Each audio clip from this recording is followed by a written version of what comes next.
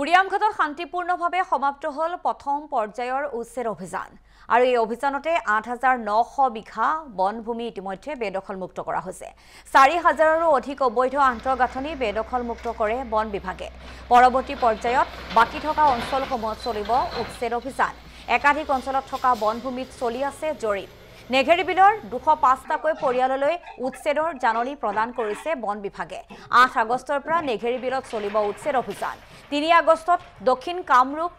ক্ষমা কৰিব ৩ আগষ্টত আজি দক্ষিণ নাম্বৰ সংৰক্ষিত বনাঞ্চলত পুনৰ চলিব উচ্ছেদ অভিযান অবৈধ কাৰ্যকলাপ ৰোধৰ বাবে গেলাজান ৰজাপুখুৰীত অঞ্চলত চলিব উচ্ছেদ অভিযান যেহেতু উৰিয়ামঘাটত ১১,০০০ বিঘা ভূমি উচ্ছেদ অভিযান চলোৱাৰ বাবে প্ৰশাসনে যে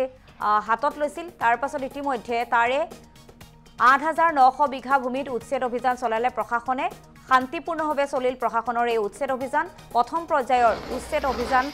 সফল হৈছে যদিও ৪০০০ৰো অধিক অবৈধ আন্তঃগাঁথনি বেদখলমুক্ত কৰে বন বিভাগে এনেদৰে বুলডোজাৰ চলাই সকলো আচলতে এক্সকেভেটৰ লগাই ভাঙি পেলোৱা হৈছিল তাত নিৰ্মাণ কৰা বাসগৃহসমূহ ইতিমধ্যে সেই স্থান ত্যাগ কৰি বিভিন্ন স্থানলৈ তাত বসতি কৰা স্থাপন কৰা লোকসকলে সেই স্থান ত্যাগ কৰি অন্য স্থানলৈ গৈছে পৰৱৰ্তী পৰ্যায়ত বাকি থকা অঞ্চলসমূহতো চলিব প্ৰশাসনৰ বুলডোজাৰ একাধিক অঞ্চলত থকা বনভূমিত বৰ্তমানেও চলি আছে জৰীপ আৰু আনফালে নেঘেৰিবিলত চলিব আজিৰ পৰা নেঘেৰিবিলৰ ২০৫টাকৈ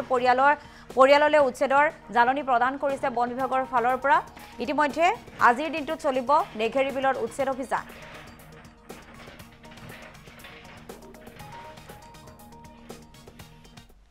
সফল অভিযান আছিলে আমাৰ মাজত মাননীয়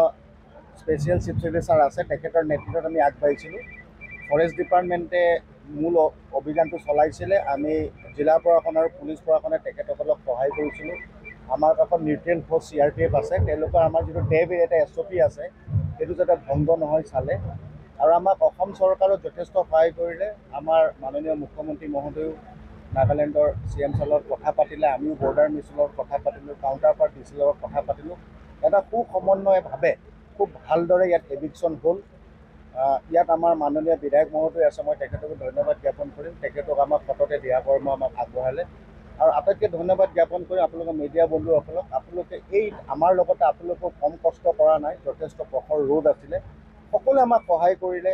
আমাৰ পুলিচ অফিচাৰসকল বাহিৰৰ পৰা আহিছিলে DFসকল বাহিৰৰ পৰা আহিছিলে আমাৰ দণ্ডাধীশ ইয়াতে আছে মই একেবাৰে JCB চালকজন ফুড যোগান খাদ্য যোগানজনকো মই ধন্যবাদ জ্ঞাপন কৰিছোঁ কোনো ধৰণৰ বাধা হোৱা নাই আমাৰ বিশেষ মুখ্য সচিবৰ নেতৃত্বত সদায় আমি ৰিভিউ কৰি আছোঁ আমি সদায় প্লেন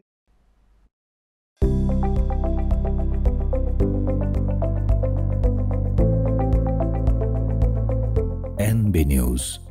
সহজ সৰল ভাষাত নৱভাৰতৰ কথা